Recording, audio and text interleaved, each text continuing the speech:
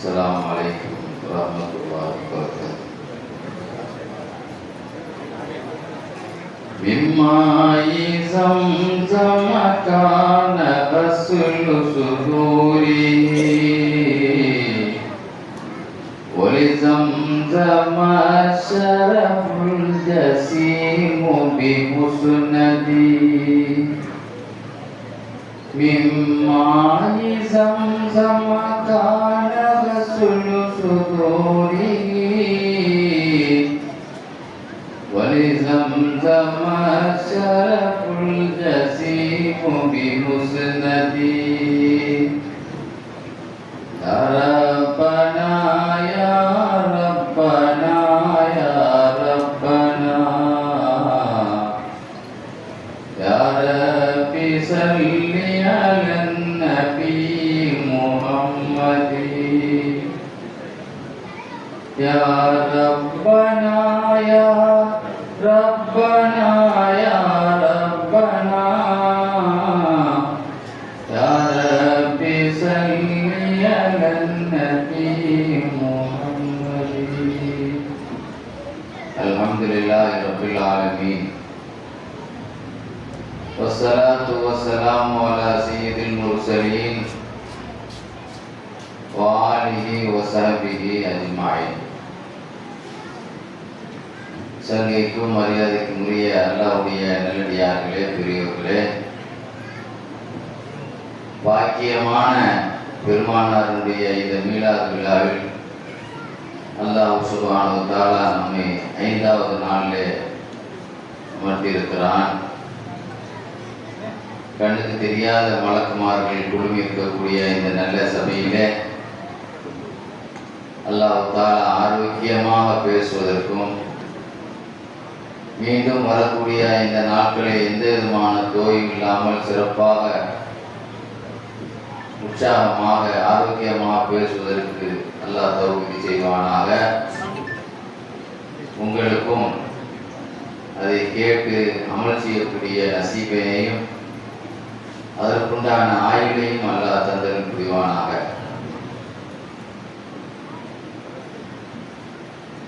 அருமையானவர்களே, மிகவும் சிறப்பான ஒரு தலைப்பில் இன்று நாம் பயான் கேட்க இருக்கிறோம். ரசூல் ஸல்லல்லாஹு அலைஹி வஸல்லம் ஒரு வீட்டுக்குள்ளே பிரச்சாரத்தை துவங்கி பயந்து பயந்து பாங்கு சொல்லி பயந்து பயந்து கொண்டிருந்த நேரத்தில் அடிக்கப்பட்டார்கள், துன்புறுத்தப்பட்டார்கள். பாலைவனத்திலே பிலால் ஒரு பாறையை வைத்து அவர்களை பொசுக்கப்பட்டார்கள்.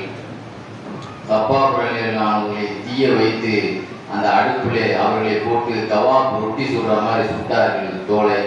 இதெல்லாம் ரொம்ப கொடுமைகள் நடந்த நேரத்தில்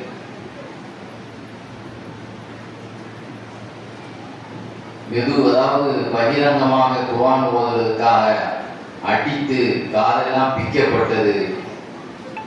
இப்படி இஸ்லாத்தை வெளிப்படுத்துவதற்கு ஒரு துணிச்சலும் தைரியமும் இல்லாமல் இருந்த அந்த சூழலை எப்பொழுது மதீனாவில் இருந்து 12 பேர்கள் உம்ராவுக்கு வந்து பெருமானாரை மினாவிலே சந்தித்து பையத்து வாங்கின பிறகு, உறுதிமொழி எடுத்த பிறகு, அதற்கு பிறகு ஒரு 70 பேர்கள் மதீனாவில் வந்து ரசூலுல்லாஹி மினாவிலே சத்திய பிரமாணம் செய்து எங்க ஊருக்கு வாருங்கள், உங்களை ராஜா மாதிரி நாங்கள் கவனிக்கிறோம், உங்களை ராஜ உபசரிப்பு செய்கிறோம், வாருங்கள் என்று வரவேற்பு அளித்த பிறகு பெருமானார் ஸல்லல்லாஹு அலைஹி வஸல்லம் யோசிக்க ஆரம்பித்தார்கள். அல்லாஹ்வுடைய உத்தரவு இல்லாம எந்த நபியும் போக முடியாது அல்லவா? அல்லாஹ்வுடைய உத்தரவு இல்லாம யூனுஸ் அலைஹிஸ்ஸலாம் ஊரை விட்டு கிளம்பிதான் மீன் வயிற்றுல போய் மாட்டிக்கிட்டான். யூனுஸ் அலைஹிஸ்ஸலாம் மீன் வயிற்றுல போனதுக்கு எந்த தப்பும் செய்யல, எந்த தவறும் செய்யல. யூனுஸ் அலைஹிஸ்ஸலாம் அல்லாஹ் உத்தரவு இல்லாம ஊரை விட்டு போனான். அதனால அல்லாஹ்வுடைய உத்தரவை எதிர்பார்த்து காத்து கொண்டே இருந்தாங்க. நமக்கு அனுமதி தர மாட்டானா? இதுக்கு இடையில பாய்மர கப்பல் செய்து ஒரு கூட்டத்தை எத்தியோப்பியா ஆப்பிரிக்காவை நோக்கி அனுப்பி வைத்தார்கள் ஒரு கப்பலை. அங்கேயா போய் ஈமான பாதுகாத்துக்கங்க அப்படின்னு. நல்ல வேளை அந்த மன்னர் ஒரு நல்ல மனுஷனா இருந்தார். ஒரு கிறிஸ்துவர் தான், ஆனா நியாயமான மனிதர்.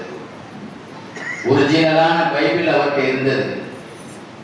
எந்த ஈசா அலைஹிஸ்ஸலாத்து வேதத்துல ரசூலுல்லாஹ் பத்தி அல்லாஹ் சொல்லியிருக்கானோ அந்த பைபிள் அவர்கிட்ட இருந்தது. அதனால இங்க இருந்து போன உடனே இங்க இருந்து ஓதனவங்களை குர்ஆனை ஓத சொல்லி அந்த வசனத்தை அவருடைய பைபிளை செக் பண்ணி பார்த்த பொழுது உண்மையான ஈசா அலைஹிஸ்ஸலாம் சொன்ன இறுதி நபிங்கிறத புரிஞ்சுக்கிட்டு அந்த நல்ல மனுஷர் ஆள் தான் கருப்பு, ஆனா அவர் மனசு ரொம்ப வெளுப்பு. ஆப்பிரிக்காவுக்கு அந்த மன்னர் ஆள் தான் கருப்புங்க, ஆனா அவர் செய்த உபகாரத்தை பத்தியா ரசூலுல்லாஹ் 2 இடத்தை அனுப்புனா. ஒரு கூட்டத்தை வெளிநாட்டுக்கு அனுப்புனாங்க, 2வது மதீனாவை நோக்கி போனாங்க. இங்க இருந்து அங்க போனவங்களுக்கு சித்திரவதை கிடையாது. நல்ல அரசு விருந்தினர் மாளிகையில் அவங்க தங்க வச்சு அரசர் கண்காணிச்சார். முஹாஜிரின்களை, மக்காவினுடைய முஹாஜிரின்களை அப்படி கவனிச்சார். அது பின்னால் நம்ம வருவோம். மதீனாவிலே எப்பொழுதும் மதீனாவுக்கு போகணுன்ற ஒரு ஆசை ரசூலுல்லாஹ்வுக்கு இருந்துகிட்டே இருந்துச்சு.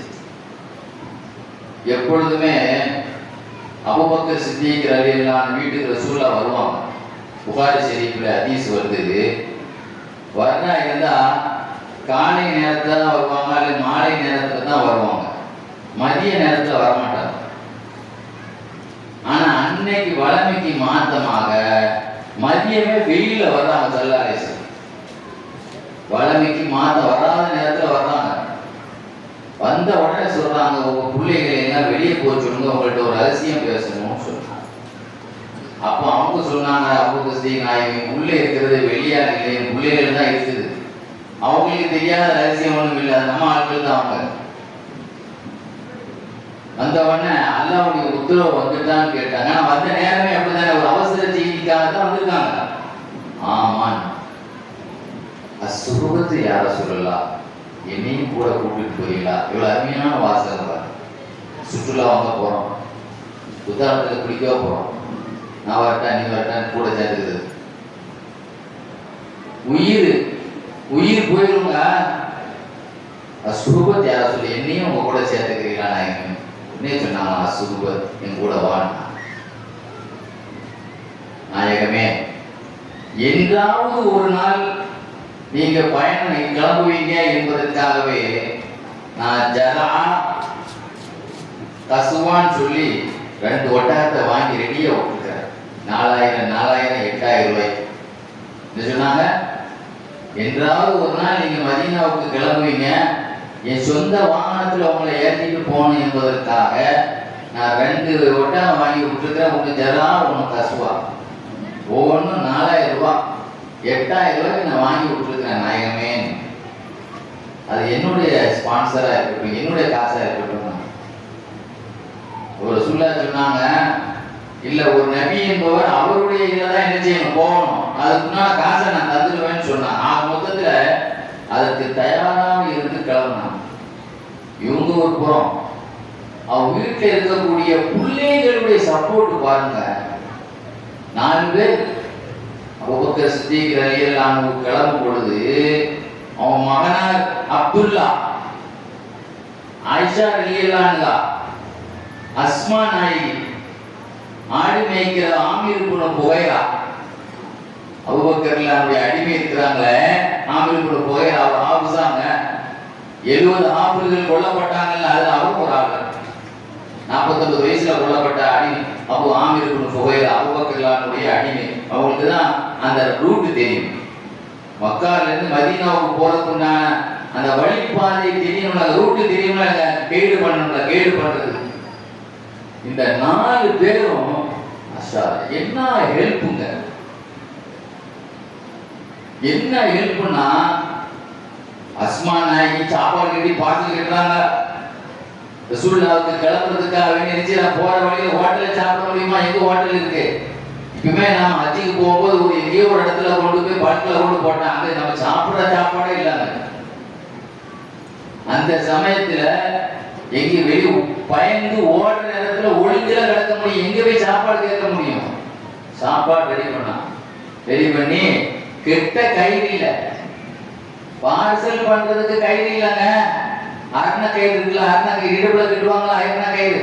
இன்னைக்கு நம்ம வெளியில போனோம், அந்த அரண கயிறை இடுப்புல உள்ள அரண கயிறை என்ன செய்யறாங்க, அவுத்து அதை ரெண்டா கிழிச்சு ஒண்ணு தண்ணிக்கும் ஒண்ணு சாப்பாட்டுக்கும் பார்சல் கேட்டான். செல்லாலிச்சுன்னா அப்பவும் ஒரு ஜோக் அடிச்சாங்க, சொல்ல ஒரு நகைச்சுவை மன்னர்லாங்க. அப்பவுமே அவங்க ஒரு ஜோக், ஒரு தமாஷ் ஒன்று பண்ணாங்க. அசுமா அந்த ராத்தும் நிதாக்கை, நீ டபுள் கயிறுடைய பெண், நீ டபுள் கயிறு உள்ள பெண் அப்படின்னு சொல்லி ரசூலுல்லாஹ் செல்லமா பேசினாங்களாம். ஏன்னா ஒரு கயிறு கிழிச்சு இன்னொரு பார்சலுக்கு ஒரு கயிறை தண்ணி பாத்திரத்துக்கு கேட்டாங்களா, இல்ல தோல் பைக்கும், நீ ரெண்டு கயிறு உள்ளவள் அப்படின்னு சொல்லி தமாஷ் பண்ணாங்க. எல்லாத்துக்கும் ஒரு கயிறு தான் இருக்கும், உனக்கு டபுள் கயிறு உள்ள பெண் அப்படின்னு செல்லமா அந்த நேரத்தில் ஒரு ஜோக் அடிச்சாங்க. வீட்டுல உள்ள பணத்தை புள்ள எடுத்தாங்க, ஒரு பைசா கூட வீட்டுல வைக்கலங்க. பிள்ளைங்க இருக்காங்க, என்ன சாப்பிடுவாங்க அதெல்லாம் பார்த்துக்குவாங்க. வீட்டுல இருக்கக்கூடிய அவ்வளோ கேஷ் எவ்வளவு இருக்கோ, ரெண்டு அறிவிப்பு வந்திருக்கு. ஒரு அறிவிப்புல 4000 வெள்ளின்னு வந்திருக்கு, ஒரு அறிவிப்புல 40,000 தங்க காசுன்னு வந்திருக்கு. எவ்வளவு வந்திருக்கு? ஒரு அறிவிப்புல 4000 வெள்ளின்னு வந்திருக்குங்க. 4000 வெள்ளி அப்படிங்கும்போது அது கிட்டத்தட்ட 4 லட்ச ரூபாய்க்கு மேல வரும், 40 லட்ச ரூபா வரும். 4000 வெள்ளினால எவ்வளவு ஆச்சு? 40 லட்ச ரூபாய் ஆச்சு. 4000 தங்க காசுன்னு வச்சுக்கோங்களேன், அது கிட்டத்தட்ட அது கோடி கணக்கு வரும். ரெண்டு அறிவிப்பு இருக்கு.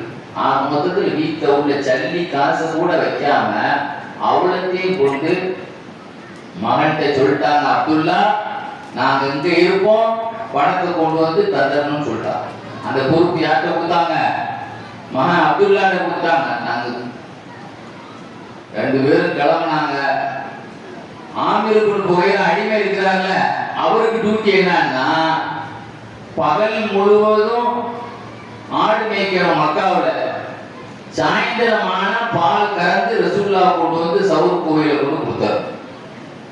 ஆக மக்காவில் உள்ளவங்களுக்கு நான் இருக்கிற மாதிரி பகலை காட்டிக்கிட்டு நைட் நேரத்தில் எங்க தங்க போயிடணும், ரசூலுல்லாஹ் சவுர் கோயில தங்க போயிடணும், பால் கொண்டு போயிடணும்.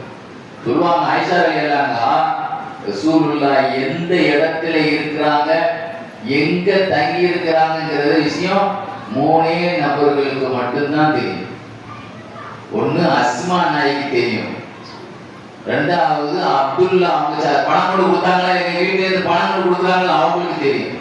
3வது ஆடு மேய்க்கக்கூடிய அடிமை ஆமீர் கொண்டு புகையா அவங்களுக்கு தெரியும். 3 பேரை தவிர ரசூலுல்லாஹ் எங்க இருக்கிறாங்க அரபு நாட்டு மக்களுக்கு, மக்கா காபிர்களுக்கே தெரியாது. இதுல என்ன விஷயம் சொன்னா, பயந்து ஓடும் போது நம்ம ஒழுங்கா ரூட் எல்லாம் பார்க்க முடியாது. ரூட் மாறிட்டாங்க, ரூட் மாறி போனதுல வேற பாதை மாறிட்டாங்க. ரோடு எல்லாம் போட்டு இருக்கும் போது திடீர்னு வண்டி விட்டு வேற எங்கேயும் சுத்த ஆரம்பிச்சிடலாங்க. இன்னைக்கு நிறைய இடத்துல டிரைவர் ரூட் மாறி போயிடலாங்க. மலை பாதை, இருட்டு, நைட்டு,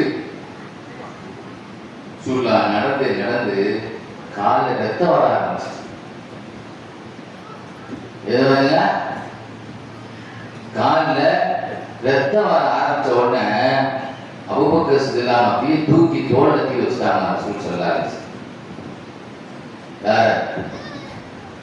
எவ்வளவு பெரிய தியாகம் பாருங்க.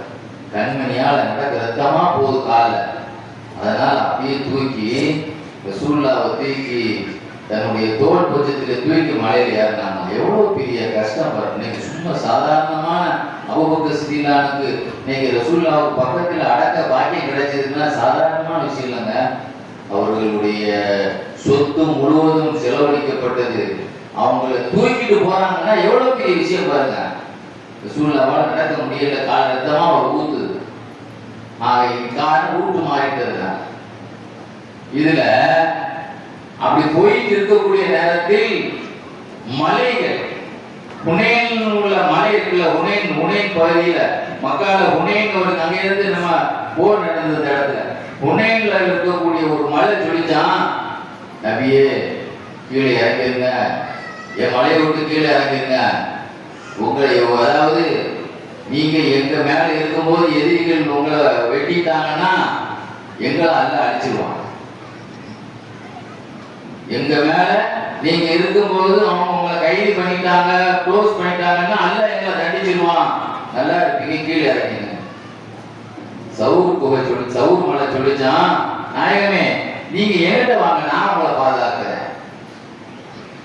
நாயகமே இது இன்னொரு கிதாபுல வருது, அபீஸ் குபேஸ் மலை என்கிட்ட வாங்கன்னு சொல்றதா. இன்னொரு கிதாபுல வருது, சவுர் மலை அடைச்சிருச்சான், என் நபியை என்கிட்ட வாங்க, நான் உங்களை பாதுகாக்கிறேன்.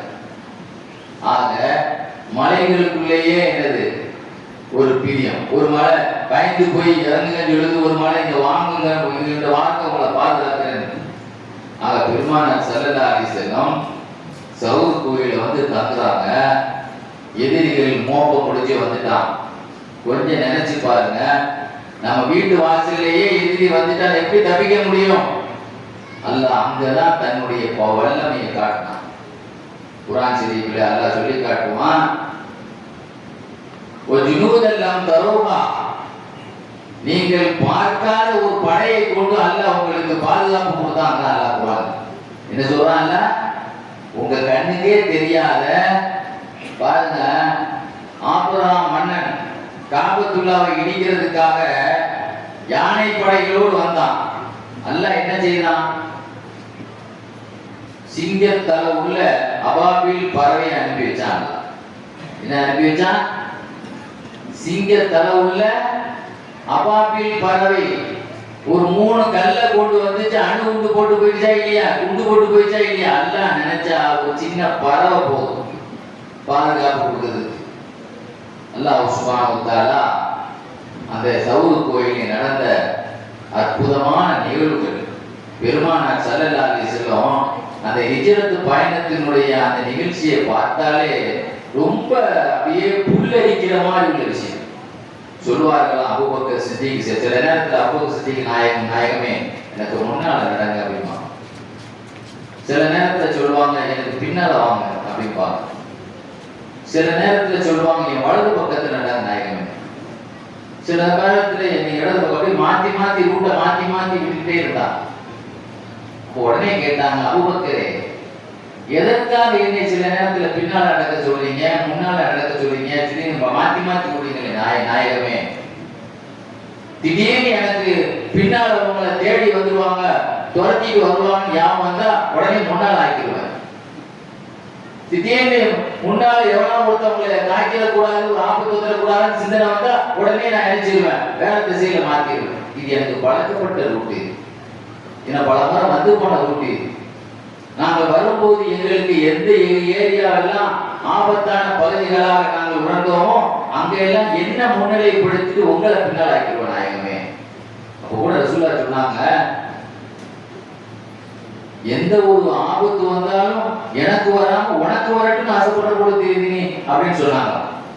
எந்த ஆபத்து வந்தாலும் அது என்னோடு போட்டு உங்களுக்கு வந்துடக்கூடாது அப்படின்னு சொன்னாங்களா நாயகமே. நான் ஒரு தனி மனுஷன், என்னுடைய இறப்பு என் குடும்பத்துக்கு மட்டும்தான் இழப்பு, என்னுடைய மரணம் என் ஃபேமிலிக்கு மட்டும்தான் இழப்பு.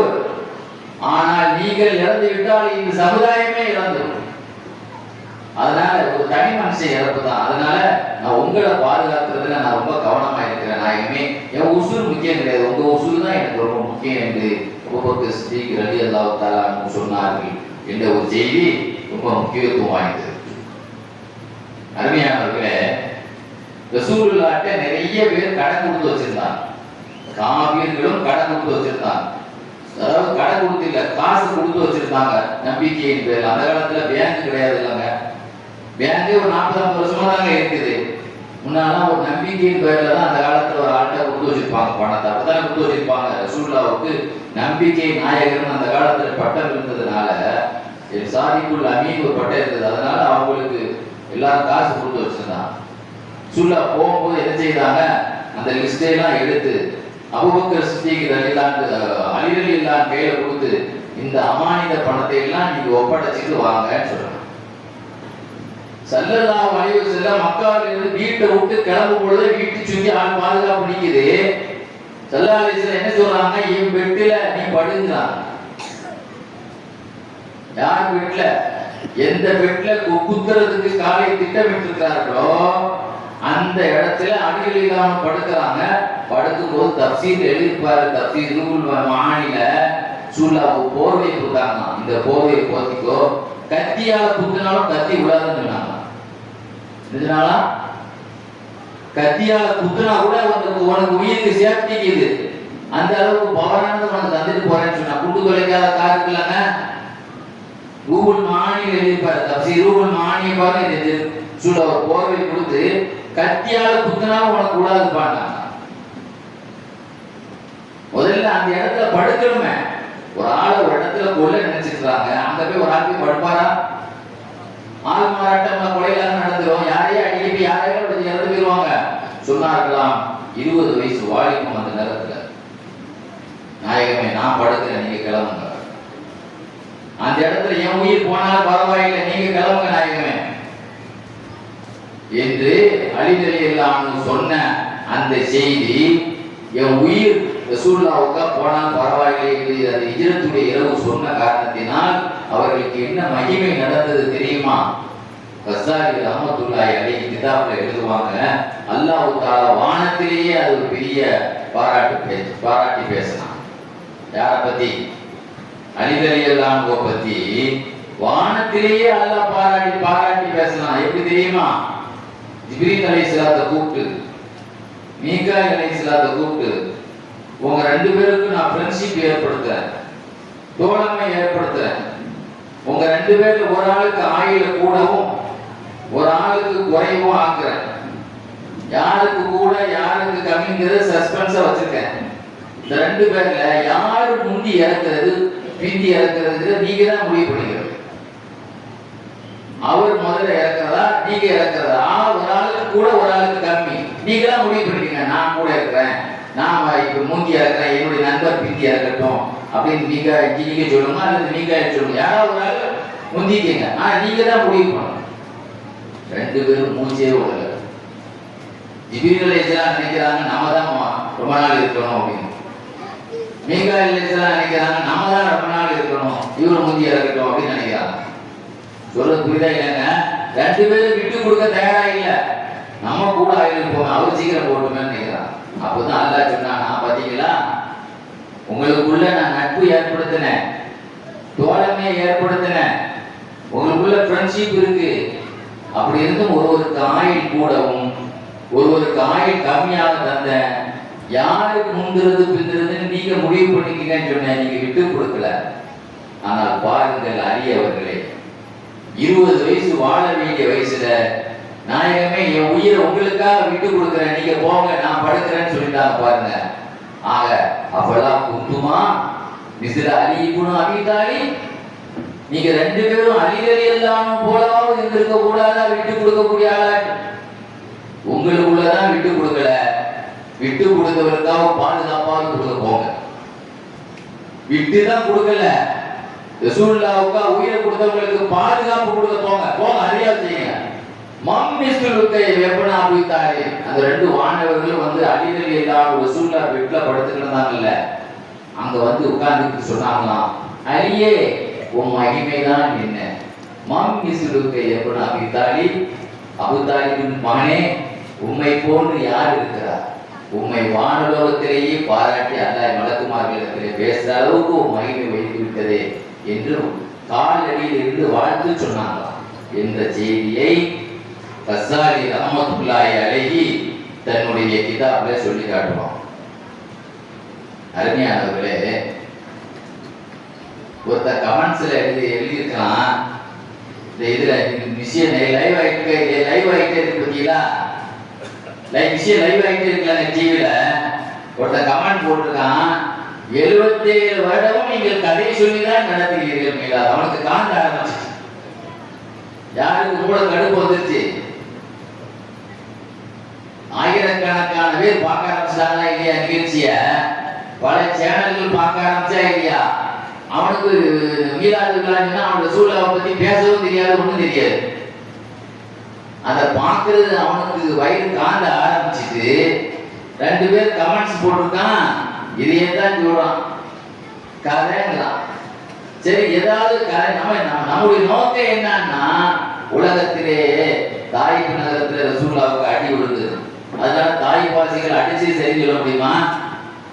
ஒரு நல்ல விஷயம் இருக்கும்போது ஒரு கெட்ட நாட்கள் இருக்கத்தான் செய்யலாம். அவங்கள பார்க்கணும் நமக்கு தேவையில்லை. அதுதான் சொல்றேன். எதுக்கு கிதாபுகளை நான் சொல்றேன், இந்த கிதாபுகளையும் கதை புக்குங்கிறான் கமெண்ட்ஸ்ல. என்ன சொல்றேன், நாம் சொல்லக்கூடிய புக்கெல்லாம் என்னது, ஏதோ பழைய புக்கு கடையிலிருந்து வாங்கிட்டு வந்த மாதிரி நம் பாரம்பரியமாக கசாலி இமாமுடைய கல்வியத்தான் இறைவா என்று நாம் வைத்து பிடிக்கிறோமே. அந்த 5ஆம் நூற்றாண்டில் வாழ்ந்த மிகப்பெரிய ஞானி, 5ஆம் நூற்றாண்டில் உள்ளவங்க. எதுக்கு சொல்றேன்னா, ரசூலுல்லாஹ் ஒரு ஹதீஸ்ல சொன்னாங்க, வலா தஹப் லைமத்துல் ஆயின், விமர்சனத்தை பயப்படாதேன்னா. என்ன சொன்னாங்க? எதை பயப்படாதேன்னாங்க? 4 பேர் 4 சொல்லுவோம், அதை பத்திலாம் பயப்படாதேன்னா. விமர்சனத்தை பயந்தா உலகத்துல நம்ம சேவை செய்யவே முடியாது. ஒரு வீட்டுல 4 பேர் இருந்தா 4 பேர் 4 கருத்து சொல்லுவான், எப்படி வேலை நடக்கும்? இது விஷயத்துக்கு வரும். பாருங்க, ஸல்லல்லாஹு அலைஹி வஸல்லம் ஹிஜ்ரத் பயணம் போறாங்க. போகக்கூடிய நேரத்துல எவ்வளவு விஷயங்கள் நடந்தது தெரியுமா? பக்கத்துல அலிகள்லாம் ஒரு டாப்ல போயிட்டாங்க. அலிகலாம் ரசூலுல்லாஹ் பெட்ல படுத்ததுனால எங்க போயிட்டாங்க? டாப்ல போயிட்டாங்க. சௌர் குகையில போய் உட்கார்ந்து இருக்கும் போது அங்க எத்தனை அதிசயங்கள், சௌர் கோயில எத்தனை அதிசயங்கள். அதிசயம் நம்பர் 1 எண்ணிக்கிட்டே இருங்க. நான் சொல்றேன், எத்தனை அதிசயங்கிறது நம்பர் எண்ணிக்கிட்டே இருங்க. அல்ல என்ன செய்யலாம், நேற்று வரைக்கும் அந்த குகை வாசல்ல மரம் இல்ல. அவங்க உட்கார்ந்து அவங்க உள்ள போன பிறகு ஒரு முள்ளு மரம் வளர்ந்து நிற்குது, ஒரு ஆள் உயர்றது. அந்த குகை வாசல் ரசூலுல்லாஹ் உள்ள போன பிறகு என்ன செய்யுது, மேஜிக் மரம் ஆயிருக்கு. மேஜிக் மரம் திடீர்னு இருக்கு, திடீர்னு இருக்காதா இல்லையா? இருக்காதாங்க. உள்ள ரசூலுல்லாஹ் நுழைஞ்ச பிறகுதான் அதோடைய வாசல்ல நேரா ஒரு முள்ளு மரம். முள்ளு மரத்தினாலே உள்ள போனாலே கிழிச்சிடும் உடம்பு, எவனும் போக முடியாது. ஒரு முள்ளு மரம் எவ்வளவு, ஒரு ஆள் ஹைட்டுக்கு குனிஞ்சு கூட போக முடியாது, ஒரு ஆள் ஹைட்டுக்கு படர்ந்து நின்றுச்சா. அற்புதம் 1. அற்புதம் 1 நீ நோட் பண்ணிக்கங்க. அற்புதம் 2, 2 காட்டு புறாக்கள் அங்கு வந்து கூடு கட்டி இருந்தது. அது வரைக்கும் அந்த புறாவே இல்லை. அற்புதம் 3, 4 வருஷம் அந்த பில்டிங்ல 4 வருஷம் முன்ன ஒரு சிலந்தி வீடு கட்டி இருந்தா எவ்வளவு அடர்த்தியா அந்த கூடு இருக்குமோ, அது மாதிரி பழமை வாய்ந்த ஒரு அடர்த்தியான ஒரு 4 வருஷத்துக்கு பழமையா இருந்தா அந்த அடர்த்தியான அந்த வலை எப்படி இருக்கும், சிலந்தி வலை, அது மாதிரி பழமை வாய்ந்த ஒரு வலையை கட்டிச்சா சிலந்தி.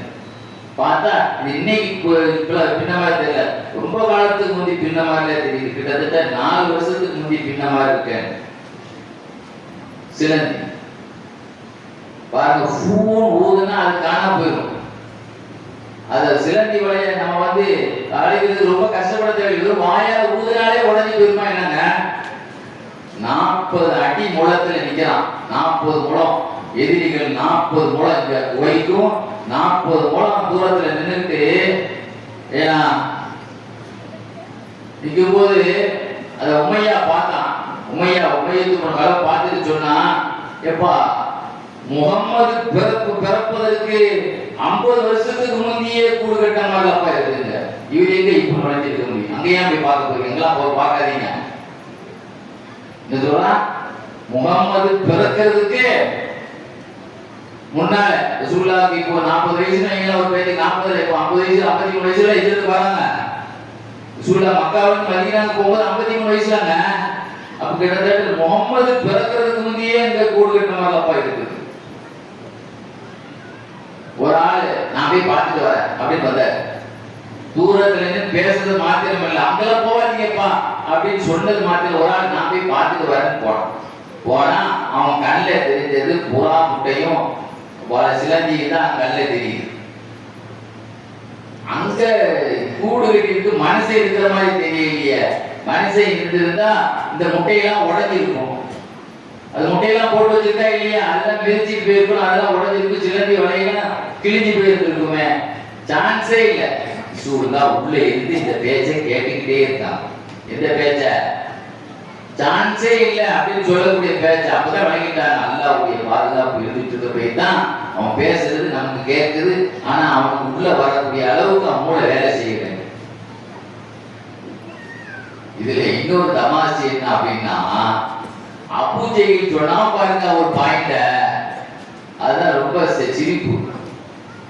ஏன்னா இங்கனக்குள்ளதான் அவர் இருக்காரு, நம்மளை பார்த்துக்கிட்டு தான் இருக்காரு. என்ன சொன்னா அபூஜையில் ஆள் இங்கனக்குள்ளதான் இருக்குது, நம்மளை பார்த்துக்கிட்டு தான் இருக்காரு. ஆனா அவர் சூரியத்தினால நம்ம கண்ணை விட்டு மறைஞ்சிருக்க. அப்போ சூரியன் தான் சனியம் பிடிச்சா என்ன சொல்லலாம், அற்புதத்தை கொண்டு. அதான் சொல்லலாம் வினூதம் எல்லாம் தருவதா. நீங்க எல்லாம் ரெண்டு பேர் என்று நினைக்காதீர்கள், மூணாவது அல்லாஹ் இருக்கிறான். நல்லா சொல்றானா இல்லையா? வினூதம் எல்லாம் தருவதா. உங்களுக்கு கண்ணுக்கு தெரியாத பாரு. அப்பதான் எவ்வளவு தெரியாது தந்திரமா நான் கரெக்டா பேசணும். அவர் நமக்கு நெருக்கமாக உட்கார்ந்து இருக்காரு.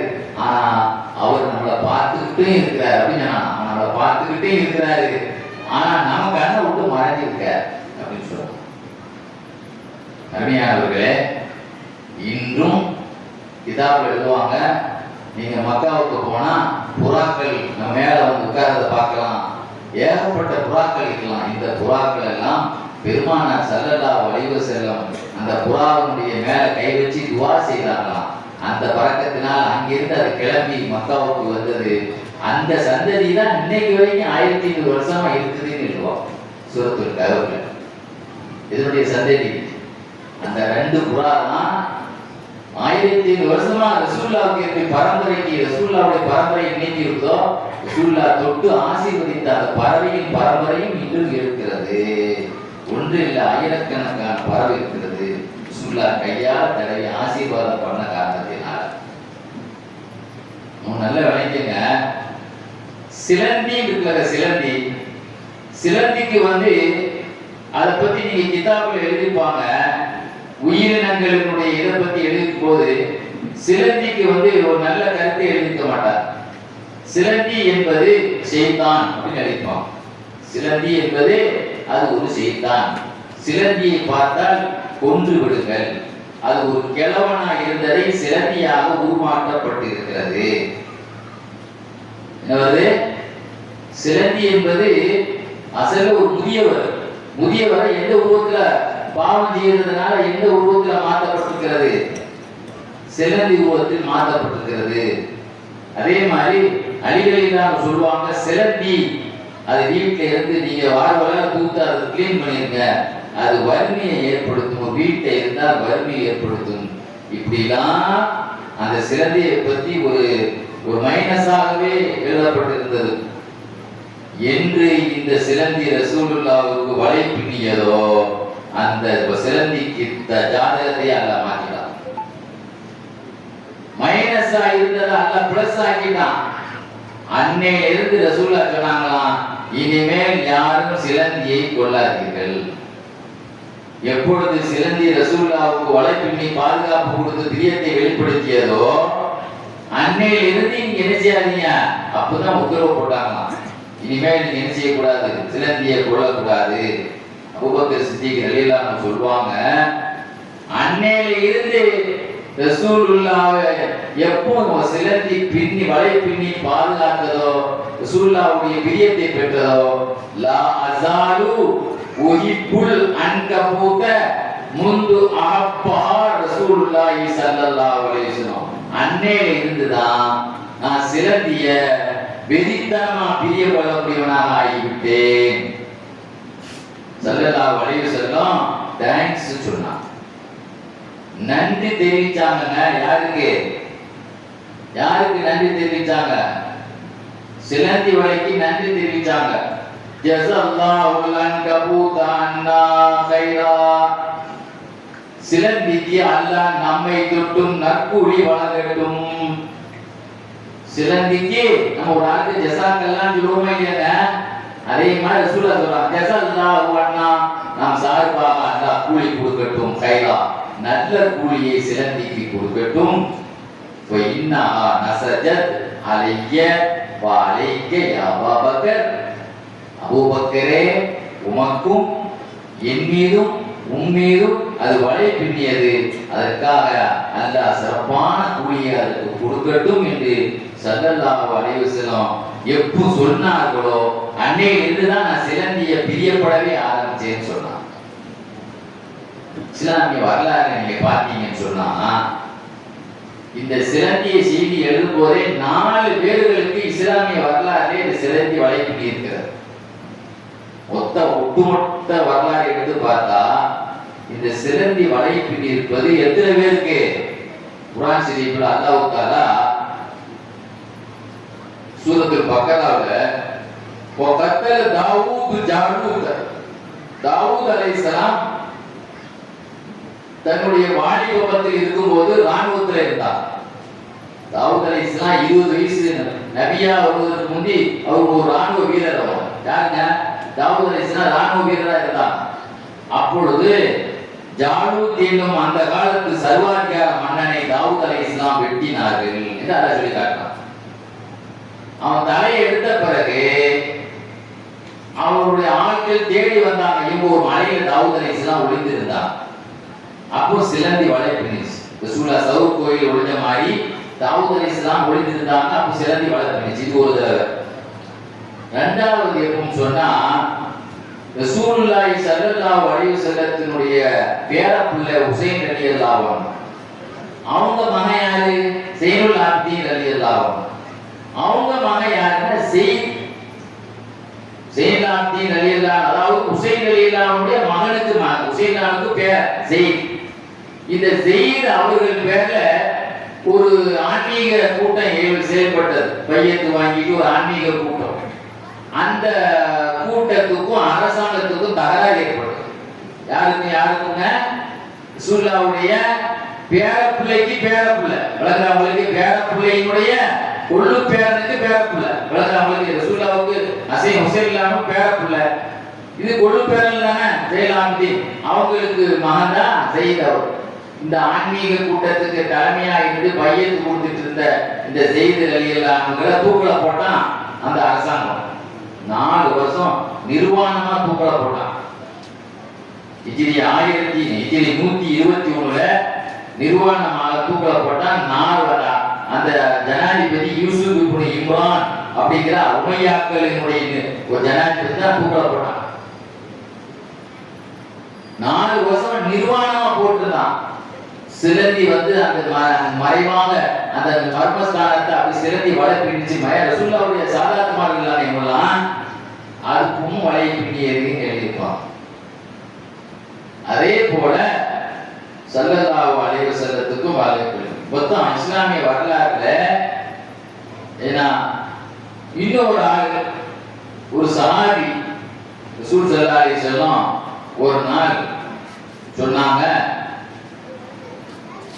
மக்காவுல அரபா என்ற இடத்துல ஒரனா என்ற ஊர் அரசன் நம்மை தாக்க திட்டமிட்டு இருக்கிறான். சொன்னாங்க அரபா மைதானத்துல அது பக்கத்துல ஒரனா ஒரு ஊர், அந்த ஊருடைய சிற்றரசன் நம்மை தாக்க தயாராக இருக்கிறான். அதனால நீ போய் தாக்கிட்டு வா, நீ போய் அவன் தலையை எடுத்துட்டு வான்னு சொல்லி ஸல்லல்லாஹு அலைஹி வஸல்லம் அப்துல்லா இப்னு உனைஸ்ங்கிற ஒரு சஹாபி கையில பொறுப்பு கொடுத்து அனுப்புனாங்க. அப்ப அந்த சஹாபி கேட்டாங்க, அவனை நான் பார்த்ததே இல்லையே, எப்படி நான் அவனை கண்டுபிடிப்பேன், என்ன அடையாள நாயகமே அப்படின்னு கேட்டான்.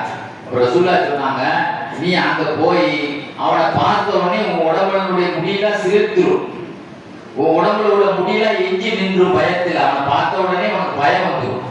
இதுதான் அவன் அடையாளம். நான் போனேன். போகும்போது தொழுவ நேரம் ஆயிடுச்சு. அதனால நான் என்ன செய்யறேன், போர்க்களத்துல தொழுவாய்ந்தா நடந்துகிட்டே தொழுவலாம். அவங்களுக்கு எதிரியினுடைய வருவாங்க, அப்புறம் நடந்துகிட்டே தொழுவ மிஸ் ஆகிடக்கூடாது, நடந்துகிட்டே தொழுதுட்டு போனேன். கரெக்டா அவனை பார்த்தேன். பார்த்த உடனே உடம்புல உள்ள முடியெல்லாம் எழுதி நிற்க ஆரம்பிச்சிருச்சு. சரின்னு சொல்லி அவன்கிட்ட போய் ஒரு பொய்யை அடிச்சு விட்டேன். முகம்மது இருந்து இப்போ நீங்க முகம்மதை ஏற்று ஒரு படையை தயார் பண்றதா கேள்விப்பட்டிருக்கேன், நானும் உங்க கூட ஆதரவா இருக்கேன், நாமளும் சேர்ந்து முகம்மதை தாக்கலாம் அப்படின்னு சொல்லி அவன்கிட்ட போய் பொய் அடிச்சு விட்டேன். போர்க்களத்துல தான் பொய் சொல்லலாமே இஸ்லாத்துல. அப்படியா, நீ என் கூட வந்து அப்படின்னு சொல்லி அவன் அவன் கூட போறதுக்கு ஏதாவது வழி பண்ணணும் இல்லை, அப்பதான் நம்மளை கூட்டு போவான்.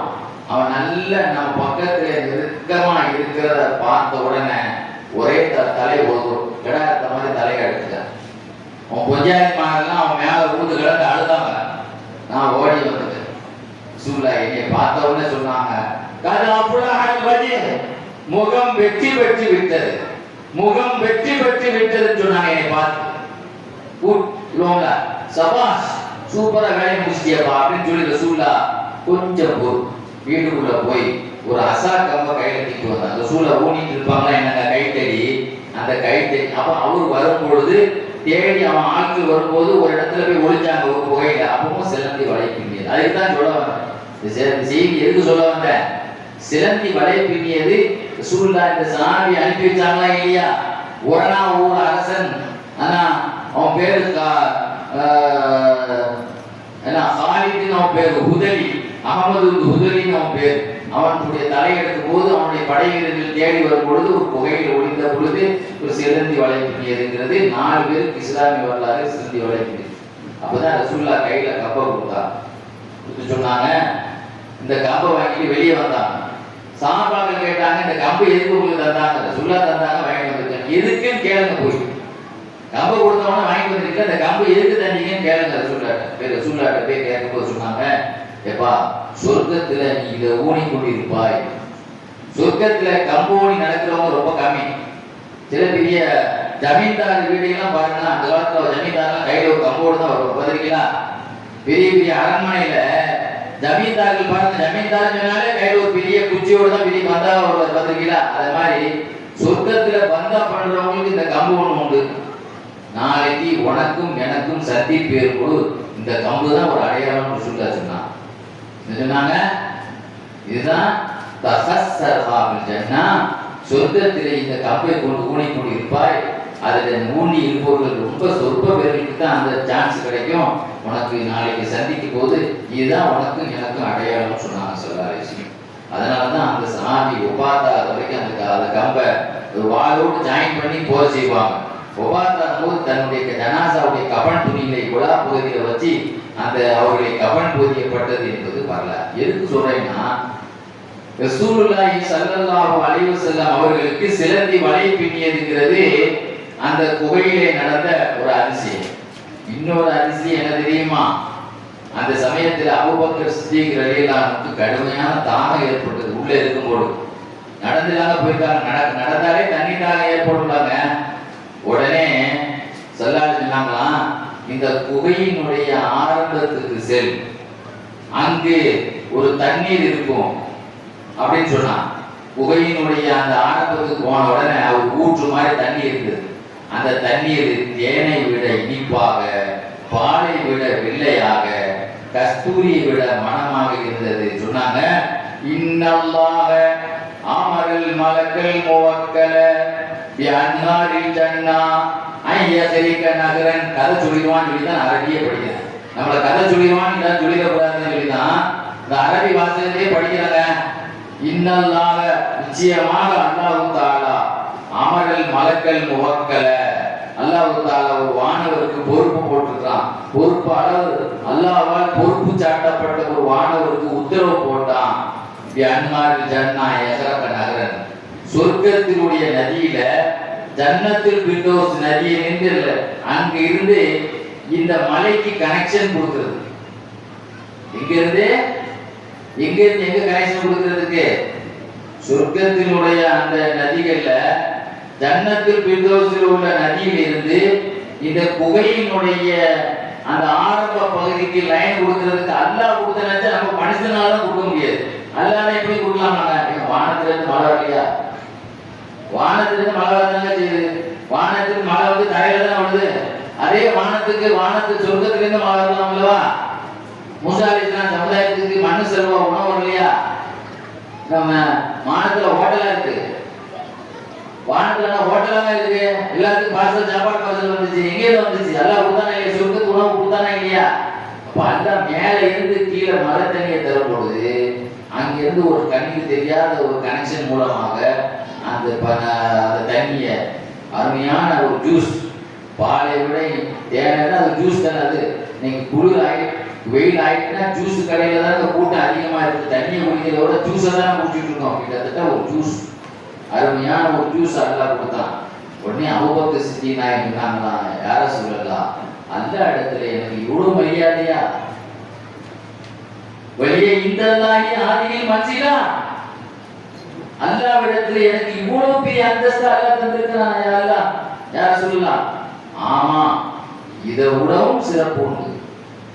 என் உயிர் யார் கையின் மீது யார் கையில் இருக்கிறதோ அவர் மீது சத்தியமாக சொல்கிறேன், அபூபக்கரே, உங்களை கோபிக்கிறவன், உங்களை வெறுப்பவன் சொர்க்கம் போக மாட்டான். அவன் 70 நபிமார்களுடைய அமலை செய்தாலும் சரின்னு சொன்னான். சொன்னாங்க, அபூபக்கரே, உங்களை டென்ஷன் ஆக்குறவன், உங்களை பகைக்கிறவன் எங்க போக மாட்டான், சொர்க்கத்துக்கு போக மாட்டான். அவன் 70 நபிமார்களுடைய அமலை செய்தாலும் சரியே என்று சொல்லி காட்டினான். அருமையானவர்களே, அந்த சொர்க்க குகையில நடந்த முக்கியமான ஒரு ஆச்சரியமான விஷயத்துல ஒண்ணு என்ன தெரியுமா, அபூபக்கர் சித்திக் ரலியல்லாஹு அன்ஹு சொன்னாங்க, எதிரிகள் முன்னாலேயே வந்துட்டான். எதிரி முன்னாலதான் நிக்கிறான், இப்படியே பார்த்துக்கிட்டு நிக்கிறான். இப்படியே பார்த்துட்டு இருக்கிறவன் கீழே பார்க்கல, கீழே உள்ள ஒரு பாறையில தான் உட்கார்ந்துருக்காங்க. சல்லாலி தன்னுடைய காலை பார்த்தா கூட கண்டுபிடிச்சிருப்பான். கீழே பார்க்காம மேலேயே பார்த்துட்டு போயிட்டான். மேலேயே பார்த்துட்டு இருக்கும் போது நமக்கு முன்னால வந்துட்டான் ஆளு. அபூபக்கர்லாம் பயந்துட்டாங்க. யார சூழல்லாம் வந்துட்டானே, நேரா நிக்கிறானே, நம்மளை பார்த்துக்கிட்டு நிக்கிறானே, நேரா தானே என்ன நோக்கி தானே பார்க்கலாம் அவன். அப்புறம் சொன்னாங்க, உங்களை நோக்கி தான் பார்க்கல, உங்களுக்கு அப்படி தெரியுது, ஒரு வானவர் ரெக்கையால மறைக்கிறார். அவன் நமக்கு முன்னால உள்ள ஆடியன்ஸ் இருக்காங்கள, இவங்க என்னைய தான் பார்த்துட்டு இருக்காங்க. நான் என்ன நினைப்பேன், இவங்க என்னை பார்க்கறாங்களே அப்படிதானே சொல்லுவேன். என்ன சொன்னாங்க, இல்ல உன் கண்ணுக்கு பார்க்கற மாதிரி தெரியுது, ஆனா மலக்கும் ரெக்கையால என்ன செஞ்சுட்டு இருக்காங்க, மறைச்சிட்டு நிக்கிறாங்க. வேணாலும் பாரு, அது உனக்கு காட்டுற பாருண்ணா. கொஞ்ச நேரம் ஆச்சு, அங்க உள்ள ஒருத்தன் நேரா இருந்து சிறிய கழிச்சு நிற்கிறான்.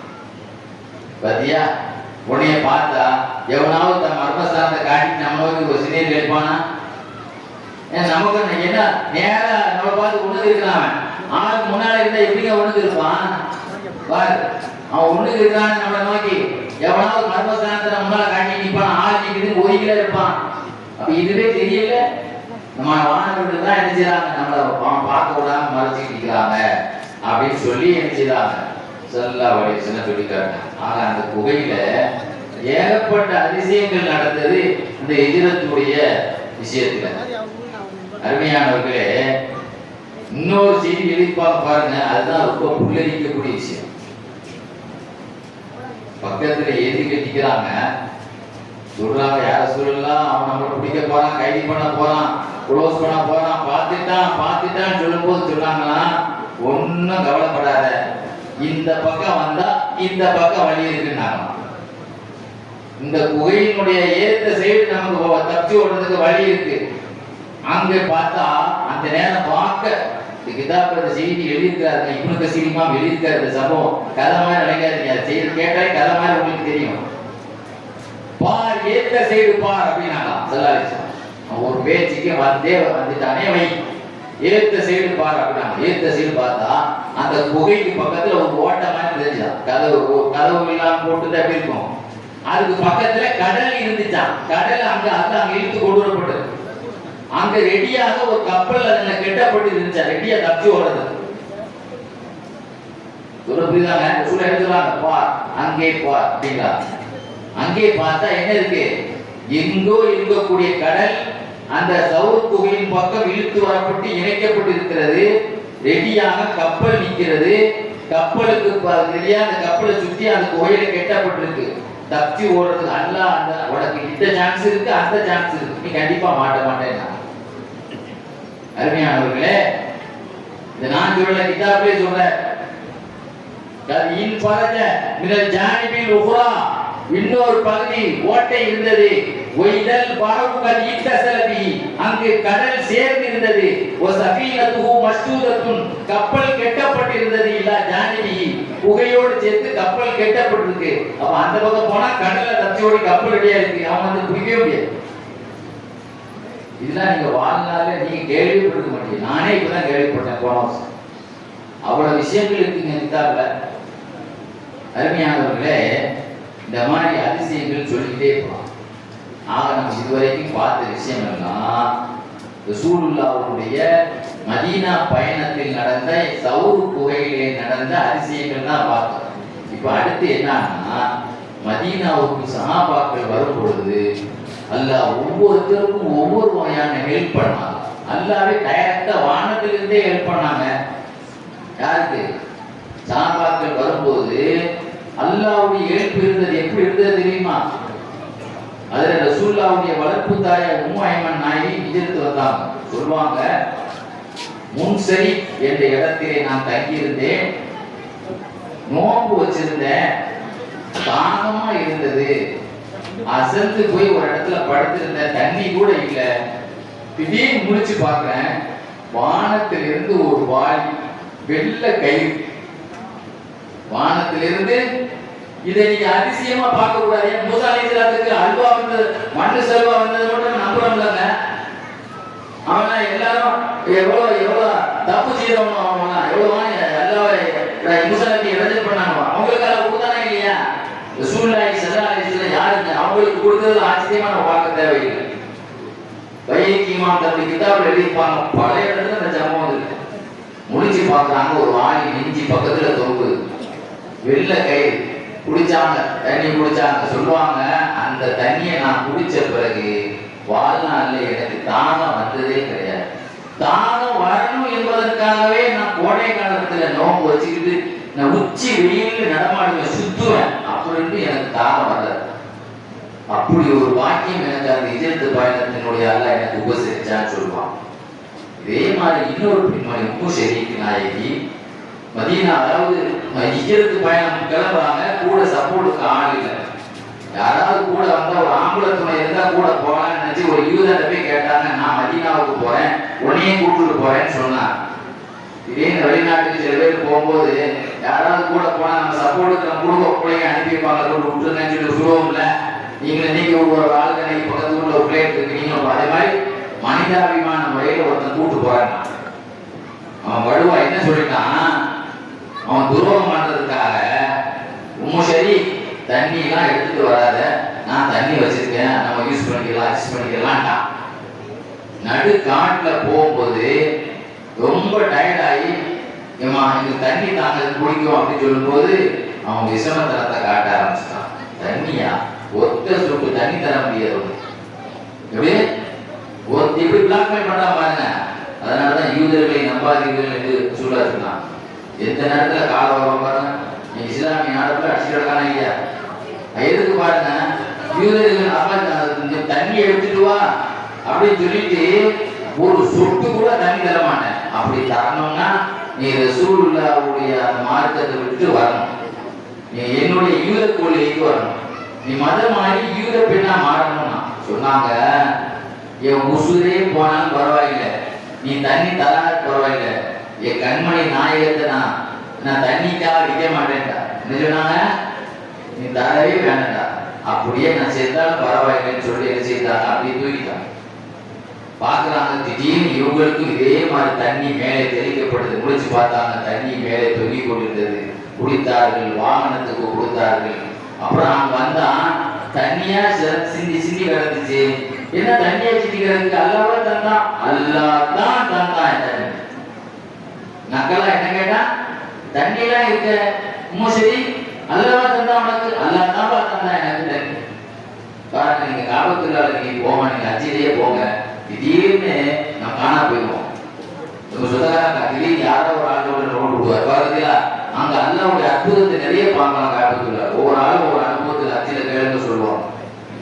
என்னுடைய வரலாறு நிறைய இருக்காது அச்சில. அவ்வளவு கஷ்டங்கள்ல அல்லாவுடைய உதவியை நான் பார்த்தேன், நேரடியா பார்த்தேன். நம்மள மாதிரி பாவிகளுக்கு எவ்வளவுதான் நல்லா காட்டினாங்க, வழிமார்களுக்கு எவ்வளவுதான் காட்டுவாங்க.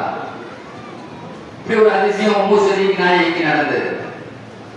அதே போல நீங்க பாத்தீங்கன்னு சொன்னா, ரசூலுல்லாஹ்வுடைய ஹிஜ்ரத்துக்கு வந்தவங்க ஒவ்வொருத்தருக்கும் ஒவ்வொரு பாக்கியம்.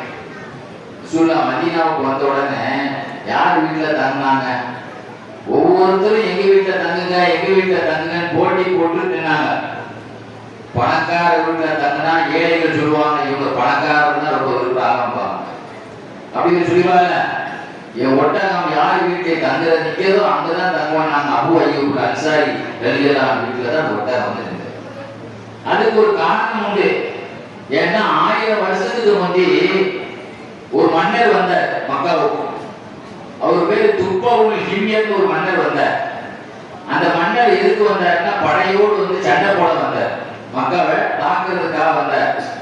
வரும்போது 1,30,000 குதிரை படையோடு வந்தார்.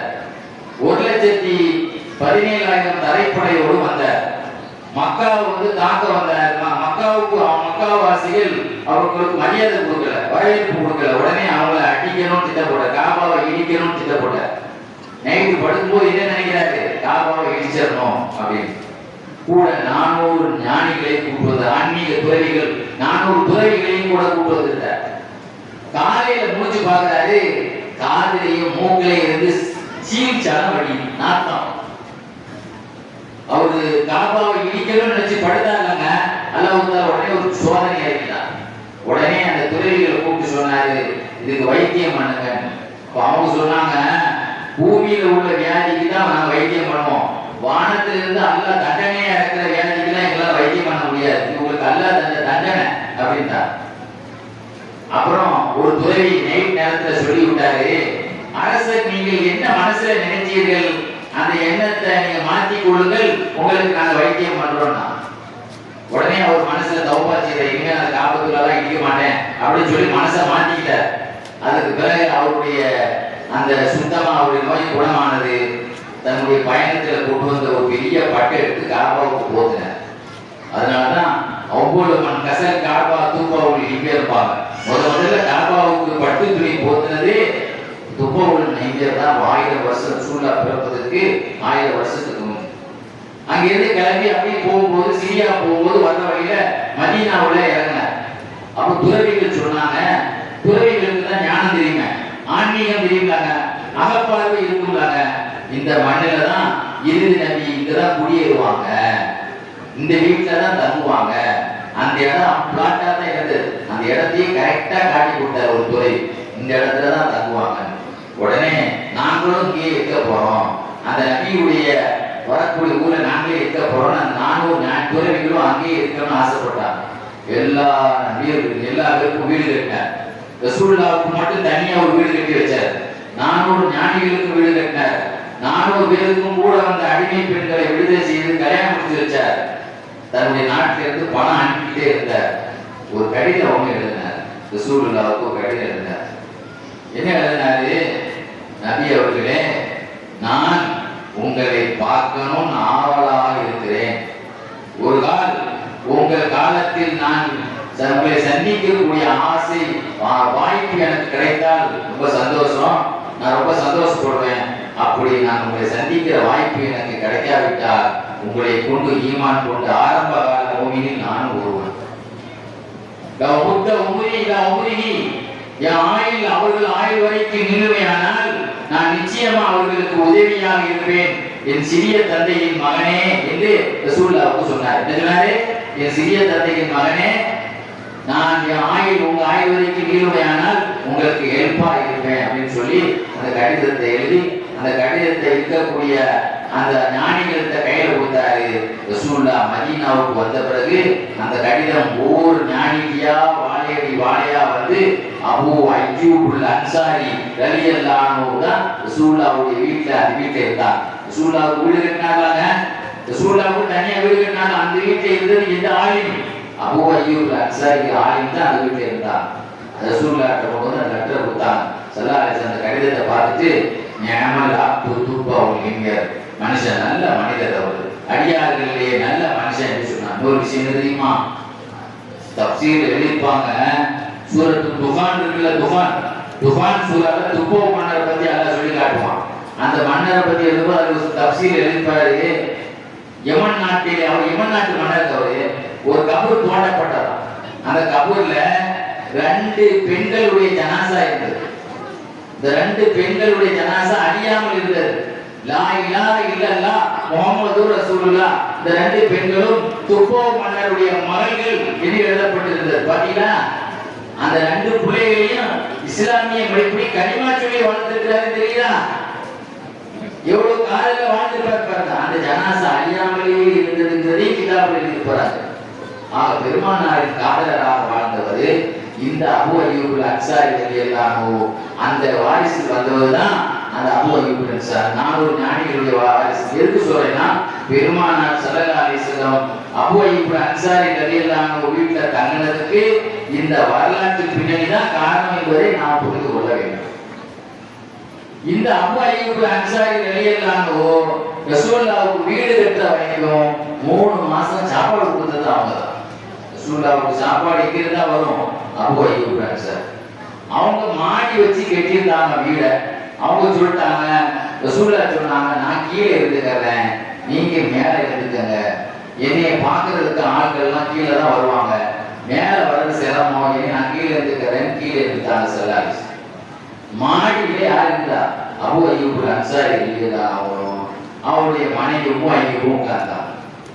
உட்கார்ந்த பிறகு அப்பதான் யோசிக்கிறாங்க, பெருமானார் கீழே இருக்க, நாம மேல இருக்கவா? அந்த காலம் காங்கிரீட் வீடு கிடையாதுங்க, அதெல்லாம் சும்மா பலகீனமான வீடுகள் தானே. நாம நடந்தா கூட தூசிகள் ரசூலுல்லாஹ் பேர்ல விடுமே, மேல விடுமே. ஸல்லல்லாஹு அலைஹி வஸல்லத்தினுடைய தலைக்கு மேல நடக்கிற மாதிரி எல்லாம் இருக்கு, மரியாதை இல்லையே. இதுக்கு இடையில ஒரு பானை, தண்ணி பானை வேற உடனே போச்சு. அந்த தண்ணி பானை தண்ணி கீழே சித்திரக்கூடாதுன்னு போத்திட்டு இருந்த ஒரு போர்வையால் அதை அப்படியே நினைச்சு குளிர்ல அப்படியே நடிக்கிட்டே இருந்தாங்க. மதீனாவில் தான் நிறைய குளிர்ல ஆட்சிகள் ஆஸ்பத்திரியில மாட்டுவாங்க. ஒரு பானை உடஞ்சி போச்சு, குளிருக்கு போத்தின போர்வை ரசூலுல்லாஹ் மேல அந்த தண்ணி சித்திரக்கூடாதுன்னு வந்து நல்லா சுத்திக்கிட்டு தூங்காம புருஷன் மஞ்சாதி மூளையில சாஞ்சிக்கிட்டு உட்கார்ந்துருக்காங்களாம். சொன்னாங்களாம், தன்னுடைய புருஷன் மஞ்சாதி பேசிக்கிட்டாங்க, காலையில எப்ப விடியுதுன்னு பார்க்கணும், நாம இடத்த மாற்றிடணும். இதெல்லாம் நம்ம இருந்தா, ஏன்னா ஜிப்ரீல் வானத்திலிருந்து குர்ஆன் இறங்கப்படுது, நாம குறுக்க உட்கார்ந்துருக்கோம்.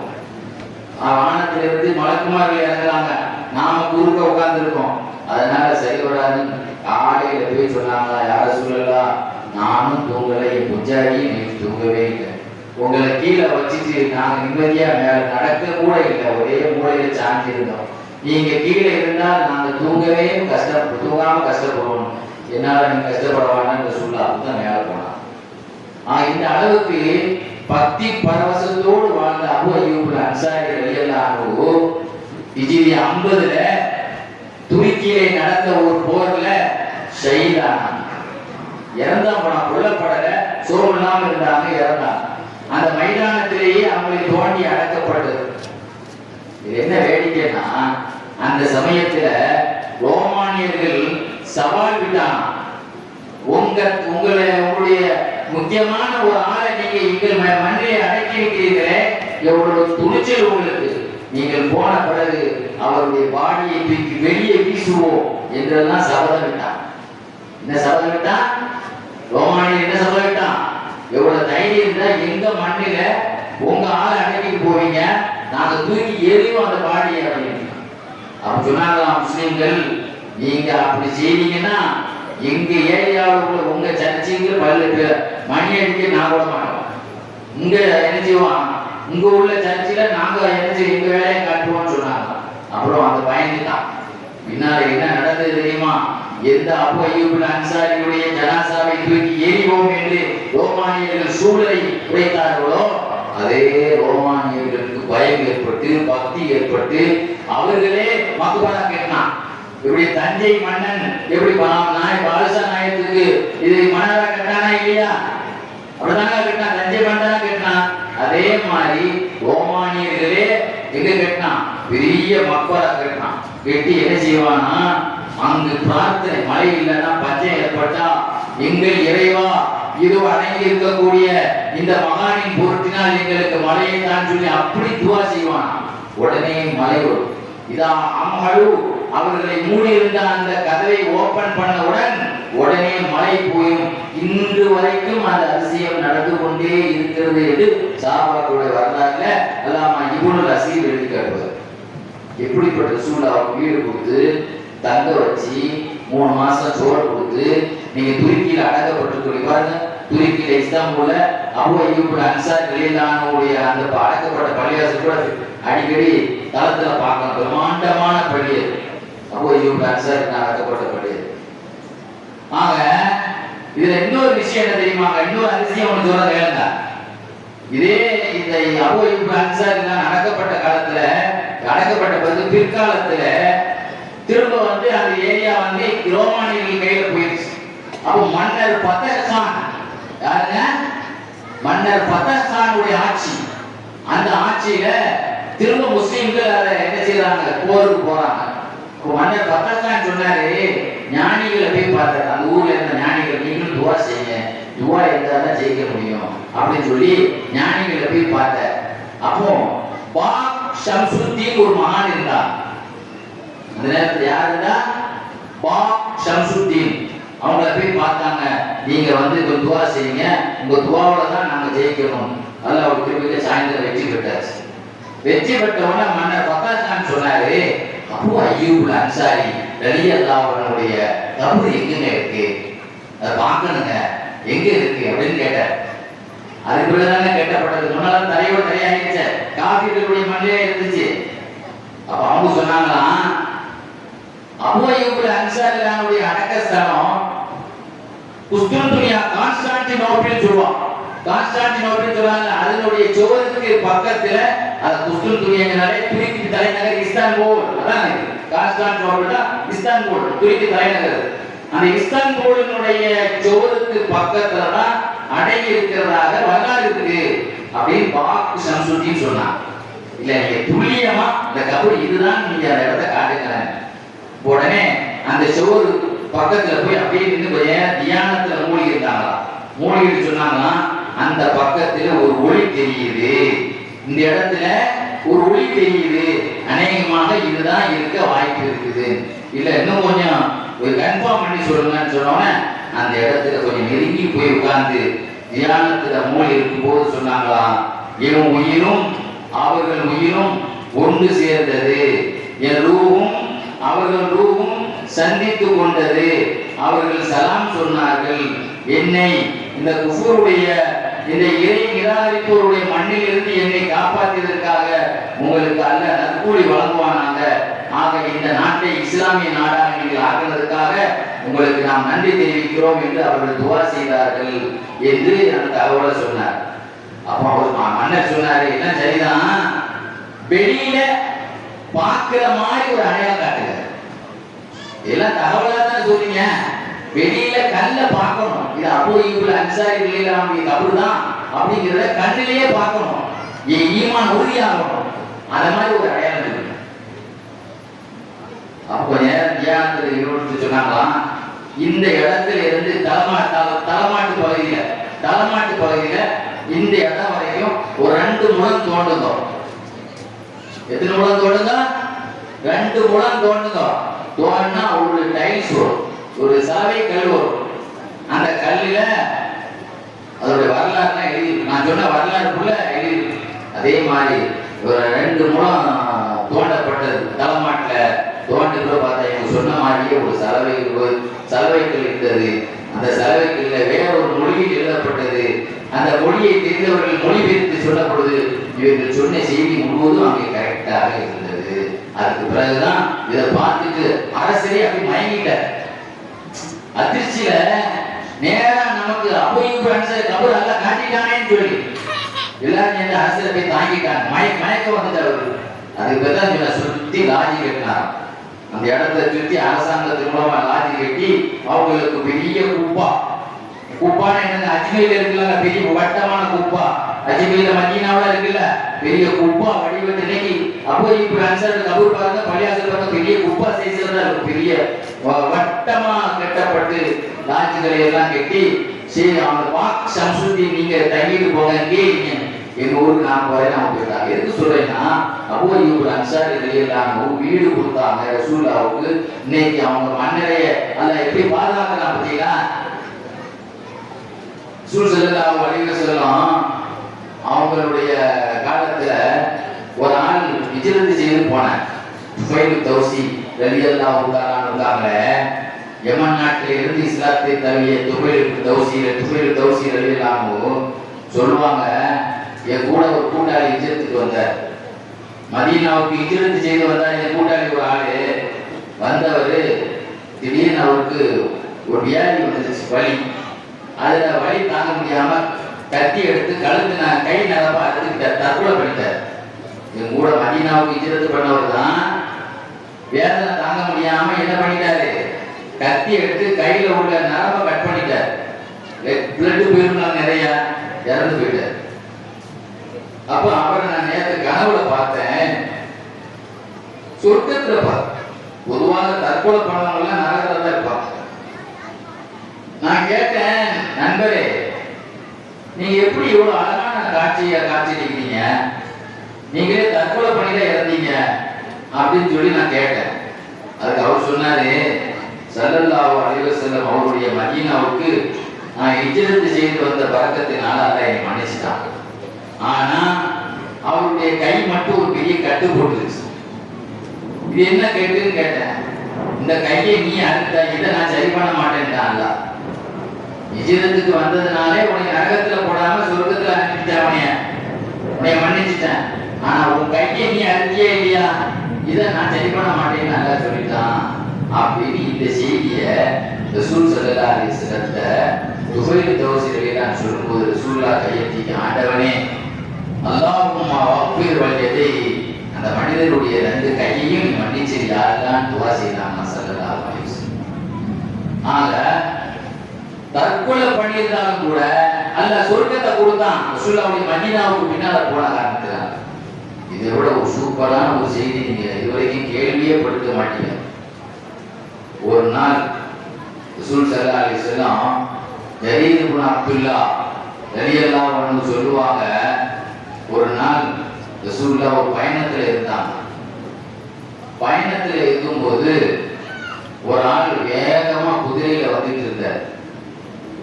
குதிரையில வந்துட்டு இருந்தவர் திடீர்னு ரசூல் ஸல்லல்லாஹு அலைஹி வஸல்லம் அந்த இடத்துல பயணத்துல நிக்கிறாங்க. ரசூல் அவர்கிட்ட கேட்கிறாங்க, வழிமறிச்சு, நீ எங்க இருந்து வர்றீங்க, எதை விட்டுட்டு வர்றீங்க அப்படின்னு கேட்டாங்க ஸல்லல்லாஹு அலைஹி வஸல்லம். நான் என் சொத்தை விட்டுட்டு, என் பிள்ளைகளை விட்டுட்டு, என் குடும்பத்தை எல்லாம் விட்டுட்டு நான் வர்றேன்னு சொல்றேன். எங்க போறேன் அப்படின்னு கேட்டாங்க. நான் ரசூலுல்லாஹ்வை பார்க்க போறேன். ரசூலுல்லாஹ் தான் அங்கே விசாரிக்கிறாங்க. சொன்னாரு, நான் ரசூலுல்லாஹ்வை பார்க்க போறேன். ரசூலுல்லாஹ் சொன்னாங்களா, அது அசப்த, சரியான முடிவெடுத்து. ஏன்னா ரசூலுல்லாஹ்வை பார்க்க வந்தவங்கலாம் அவன் குடும்பத்தினர்கள் உடைய கொள்கை விட்டுட்டாங்க வந்தாங்க அப்படின்னு சொல்லி ரசூல் ஸல்லல்லாஹு அலைஹி வஸல்லம் செய்தாங்க. இஸ்லாத்தையும் கலிமாவையும் சொல்லி கொடுத்தாங்க. அப்புறம் அவர் என்ன செய்தாரு, தொழுகல்ல ஒண்ணும் இல்லை, கலிமா சொல்லி கொஞ்ச நேரம் தான் ஆச்சு. அவர் பயணம் செய்திருக்கா, தன்னுடைய ஒட்டகத்துல ஏறினாரு. அந்த இடத்துல ஒரு எலியினுடைய ஒரு பொந்து இருந்ததாங்க. அதை கவனிக்காம அவருடைய ஒட்டகம் அதில் விட்டு கால வச்சு நிலை தடுமாறி கீழே விழுந்துச்சு. ஒரு பள்ளத்துல ஒரு எலி பொறிங்கிறது, பெருச்சாலினுடைய பொந்து பள்ளமாக இருக்கும். அதுல கால் வச்சதுல அந்த ஒட்டகம் தடுமாறி கீழே விட இவர் தலை அப்படியே பாறையில விழுந்து அங்கேயே இறந்தார். இவர் கலிமா சொல்லி இறந்தது கொஞ்ச நேரத்துல மூத்தே ஆகிட்டார். ஸல்லல்லாஹு அலைஹி வஸல்லம் பாருங்க, மதீனாவுக்கு ஹிஜ்ரத் செய்து அவர் என்ன செய்தாரு, அங்கிருந்து கிளம்பி வந்தார், வீட்டோடு வந்தாரு. சொல்ல அந்த ஜனாசாவில் சொன்னாங்க, நான் நிச்சயமாக அவரை பார்க்கிறேன். 2 வானவர்கள் சொர்க்கத்தினுடைய கனிகளை அவருக்கு ஊட்டி விடுவார்கள், நான் பார்க்கிறேன் சொன்னாங்க. இன்னி கது ராய்து மலகைனி யதுசானி ஃபீ ஃபீஹி இன் திமாரில் ஜன்னா, சொர்க்கத்து கனிகளை 2 வானவர்கள் ஊட்டி விடுவதை கண்ணால பார்க்கிறேன். நான் ஒரு அமலும் செய்யலங்க. ரசூலுல்லாஹ்வுக்கா அந்த நாட்டையும் வீட்டையும் விட்டுட்டு ஓடி வந்திருக்காரு. எந்த அமல் செய்யல, உடனே இறந்து போயிட்டார். இது இன்னொரு அதிசயம் என்னன்னா, ரசூலுல்லாஹ் ஜனாசாவை அடக்க நின்னாங்க, மணி கணக்க நின்னாங்க. சஹாபாக்கள் கேட்டாங்க, யார ரசூலுல்லாஹ், இவ்வளவு நேரமா நீங்க என்ன செய்தீங்க, இவ்வளவு நேரமா அடக்குறீங்க, இவ்வளவு நேரம் எதுக்கு நின்னீங்க? அப்ப சொன்னாங்களா, உங்களுக்கு என்ன நடந்தது தெரியுமா? லகத் நஸலத் மினல் ஹூரில் ஐன் யா ரசூலல்லாஹ். என்னது எங்க லகத் நஸலத் மினல் ஹூரில் ஐன் யா ரசூலல்லாஹ் ஜபிதினாலு. வானத்துல உள்ள எல்லா ஊரின் பெண்கள் சொர்க்கத்து மங்கைகளும் கீழே இறங்கிட்டாங்க. எல்லாரும் எனக்கு கல்யாணம் முடிச்சு வைங்க. யார் சொல்ல அவரை எனக்கு கல்யாணம் முடிச்சு வைங்க. எல்லா சொர்க்கத்து பெண்களும் யார் சண்டை போடுறாங்க சொல்லலாம். சொர்க்கத்து ஊரின் பெண்கள் எல்லாம் கீழே இறங்கிட்டாங்க. இறங்கி ஜப்பி ஜினாலு எனக்கு அவரை கல்யாணம் முடிச்சு வைங்க, எனக்கு அவரை கல்யாணம் முடிச்சு வைங்க எல்லாரும் சொன்னாங்க. நான் ஒரு 70 சொர்க்கத்து மங்கைகளை செலக்ட் பண்ணி கல்யாணம் முடிச்சு வரதுக்குள்ள லேட் ஆகி போச்சுங்க. அத்தா ஃபமா கதஜிது அத்தா ஜவ்வஜிதுஹு 70 ஹௌரா. 70 பெண்களை நான் கல்யாணம் முடித்து விட்டுட்டு தான் நான் அங்கிருந்து வெளியே வரேன்னு சொன்னாங்க ஸல்லல்லாஹு. அவர் ரசூலுல்லாஹ்வுக்காக ஹிஜ்ரத் செய்து போனவங்களுக்கு எப்படிப்பட்ட பாக்கியம். ஒரே ஒரு செய்தியை சொல்லி நிறைவு செய்கிறேன். அனஸ் ரலியல்லாஹு அன்ஹு சொல்லுவாங்க, மதீனாவுல இருந்து ஒரு வயசான பாட்டி ஹிஜ்ரத் செய்து வந்தாங்க. வயசான அம்மா, வயசான பாட்டி, நம்ம ஊர்ல பாட்டி தானே சொல்லுவாங்க, வயசான பாட்டி. ஒரு சின்ன பையனை கையில கூப்பிட்டு, அவருடைய மகன் இளைய மகனை கையில கூப்பிட்டே வந்துச்சு. வந்து நாங்கெல்லாம் 70 பேர் ஏழைகள் திண்ணை தோழர்கள் உட்கார்ந்துருந்தோம். வந்து அந்த அம்மா வந்துச்சு. மதீனாவில் ஒரு வைரஸ் காய்ச்சல் அந்த காலத்துல நடமாடிட்டே இருந்துச்சு. அதுல நிறைய பேர் இறந்துட்டே இருந்தாங்க. இந்த பையன் இறந்துட்டார். சின்ன பையன், அந்த வயசான பாட்டி கூப்பிட்டு வந்துச்சா இல்லையா, அந்த பையன் இறந்துட்டார். உடனே ஸல்லல்லாஹு அலைஹி வஸல்லம் என்ன செய்தாங்க, அந்த பையனுடைய கண்ணை கசைக்கு மூடிட்டு ஜனாசா எடுக்கக்கூடிய வேலைகளை பார்க்க சொன்னாங்க. என்ன பார்த்து சொன்னாங்க, அந்த பாட்டிகிட்ட சொல்லி ஒரு அம்மா இறந்து போயிட்டாங்கன்னா அந்த அம்மா கண்ணு தெரியாது, வயசாகி போச்சு, காது கேட்காத கூட தெரியுது. அந்த அம்மாட்ட தெரியப்படுத்தியிருப்பா, அவங்க மகன் இறந்துட்டாருப்பா சொல்லி சொன்னதுதான் தாமதம். என் மகன் இறந்துட்டாரா அப்படின்னு சொல்லி அந்த அம்மா தடுமாறி அங்கிருந்து கிளம்பி வந்து கட்டில போட்டுருக்கக்கூடிய அந்த மகன் முன்னால வந்து உட்கார்ந்து 2 காலையும் பிடிச்சிக்கிட்டு, என்ன பிடிச்சிக்கிட்டு, 2 காலையும் பிடிச்சிக்கிட்டு, அல்லாஹும்ம இறைவா இன்னி அஸ்லம்து, நான் கலிமா சொல்லியிருக்கிறேன், வஹாஜர்து மக்காவிலிருந்து மதீனாவுக்கு வந்திருக்கிறேன். எதுக்காக?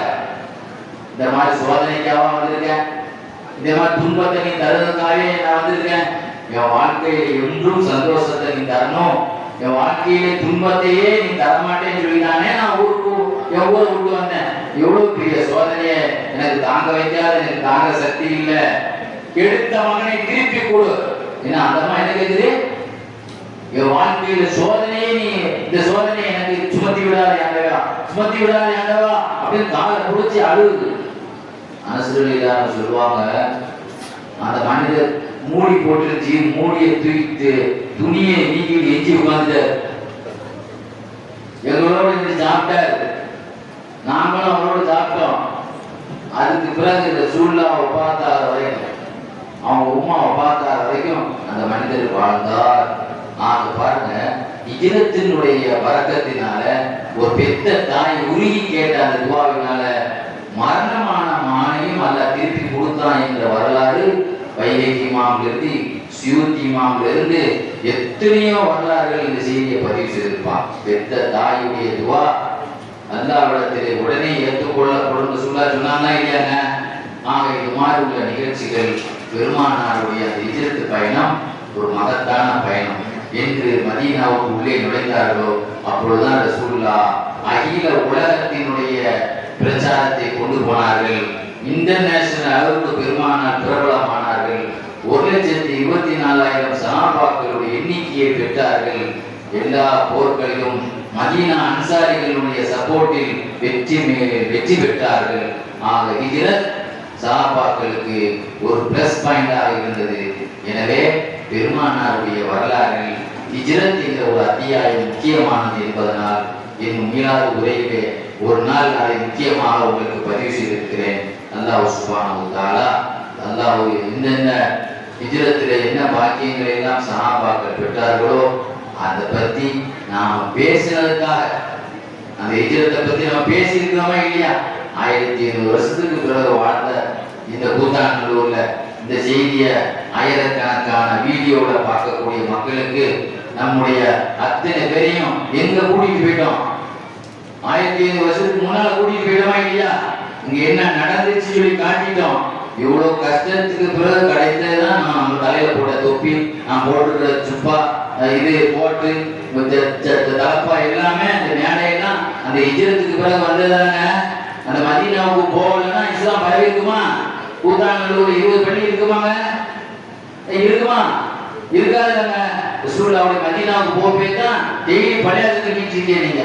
அப்ப அந்த பரக்கத், அந்த ஹிஜ்ரத் அன்சாரிகள் என்னுடைய வயிறு அப்படின்னாங்க. எனக்கு சோறு போட்டதே அவங்க தான். நல்லா இல்லையா?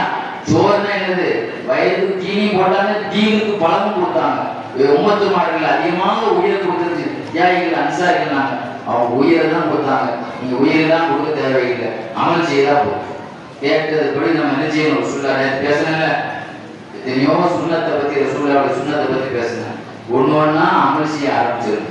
அல்லாஹ் தஆலா மீலாதுடைய முறையில முக்கியமான தலைப்புகள், மிக மிக மிக முக்கியமான தலைப்புகள், நீங்க இதுவரைக்கும் கேள்விப்படாத தகவல்களை சேர்த்து தொகுத்து கொண்டு இருக்கிறேன். அதை பேசுறதுக்கும் அல்லாஹ் கேட்கறதுக்கும் எனக்கு நீண்ட ஆயுள் அதாவது துவா செய்யுங்க. எந்த விதமான உடல் உபாதி இல்லாம சிறப்பான முறைகளை கண்மணி நாயகத்தை பத்தி பேசணும். நபியே நாயகமே, உங்களை பத்தி இந்த நாக்கு பேசி இருக்கிறது, அதுக்காகவே எனக்கு சொர்க்கத்தை விடுங்க. இந்த கூத்தாநல்லூர் மக்கள் எல்லாம் ஒருவர் கூட என்ன செய்யல, கலையாம உட்கார்ந்து கேட்டுருக்காங்க. இவங்களையும் சொர்க்கத்துல உள்ள சீட்டை விடுங்க என்று நாம ரசூலுல்லாஹ் உரிமையோடு கேட்கணும். அப்படி ஒரு பாக்கியத்தை அல்லாஹ் என்ன செய்வானாக, தந்தல் புரிவானாக. ஆகிர் தாவானா அல்ஹம்துலில்லாஹி ரப்பில் ஆலமீன். اللهم صل على سيدنا محمد وعلى ال سيدنا محمد وبارك وسلم عليه. اللهم انا نسالك العفو والعافيه والمعافاه الدائمه في الدين والدنيا والاخره انك على كل شيء قدير. يا الله எங்கள் பிழைகளை பொறுத்தருவாயாக. யா அல்லாஹ் எங்கள் தாய் தந்தையுடைய பிழைகளை பொறுத்தருவாயாக. யா அல்லாஹ் எங்கள் சகோதர சகோதரிகளுடைய பிழைகளை பொறுத்தருவாயாக. எல்லா காலம் சென்ற மருவமான என்னுடைய பெற்றோர்கள் உறவினருடைய கபர்களை ஒளிமயமாக்குவாயாக. மருத்துவ செலவிலிருந்து எங்களை குடும்பத்தை பாதுகாப்பாயாக. மோசமான நோயிலிருந்து எங்களை பாதுகாப்பாயாக.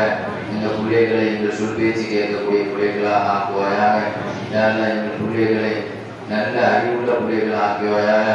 நபிமார்களுடைய சுரதுரியத்தின் தெளிவா மணக்கும் சந்ததியாக கொடுத்ததை போல ஆக்குவாயாக. நல்ல ஜோடிகளை பெண்களுடைய பெண் மக்களுக்கு ஏற்படுத்துவாயாக. கல்யாண செலவுகள், கடன் போன்ற அனைத்திலிருந்து எங்களை பாதுகாப்பாயாக. அழகான சாப்பாடை தந்தல் புரிவாயாக. இஸ்லாத்துக்கு உதவி செய்யக்கூடிய அரசாங்கமாக ஆக்குவாயாக. எங்கள் ஆயுளை நூஹ் அலைஹிஸ்ஸலாத்தை பனசுரலியல் ஆணு எப்படி நீண்ட ஆயுளையும் செல்வத்தில் பறக்கத்தையும் பிள்ளைகளில் பறக்கத்திலும் எல்லாத்திலும் பறக்கத்தை அனசரலில்லாமல் ரசூலுல்லாஹ்வுடைய துஆவை பெற்றது போல எங்களுடைய தொழிலிலும் ஆய்விலும் எல்லாத்திலும் எங்களுக்கு நீ பறக்கத்தை தந்தல் புரிவாயாக. பிஹக்கி சய்யிதுனா முஹம்மதின் ஸல்லல்லாஹு அலைஹி வஸல்லம் வ ஆலிஹி வ ஸஹ்பிஹி அஜ்மஈன். அல்ஹம்துலில்லாஹி ரப்பில் ஆலமீன். ஸல்லல்லாஹு அலா முஹம்மது ஸல்லல்லாஹு அலைஹி வஸல்லம். ஸல்லல்லாஹு அலா முஹம்மது ஸல்லல்லாஹு அலைஹி வஸல்லம். ஸல்லல்லாஹு